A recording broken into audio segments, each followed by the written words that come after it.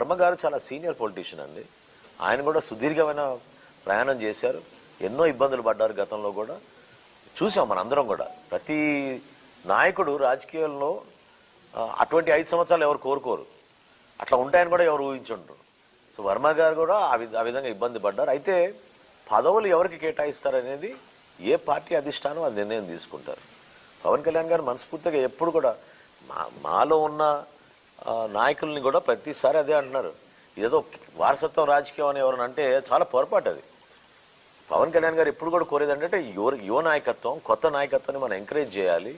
ఎంతమందికి అవకాశం ఇవ్వగలితే అంతమందికి ఇవ్వాలి మన అవకాశం అని ఆయన నిలబడతారు. ఆయన ఇప్పుడు చాయిస్ ఇస్తే ఆయన పదవి తీసుకోరు, కానీ ఇతరులకు పదవి ఇచ్చే మనిషి ఆయన. కాబట్టి వర్మ గారి విషయంలో కూడా ఖచ్చితంగా ఆయనకి న్యాయం జరగాలి. ఆ విధంగా ఆయనగా గౌరవించుకుంటాం.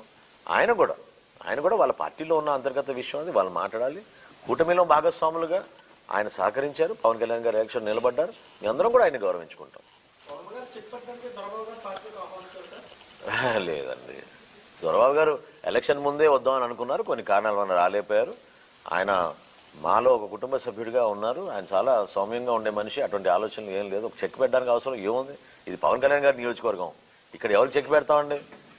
కంప్లీట్గా ఇది పిఠాపురం అనేది పవన్ కళ్యాణ్ గారి అడ్డా. అది ఇంకా దాని గురించి ఆలోచించాల్సిన అవసరం లేదు. Thank you.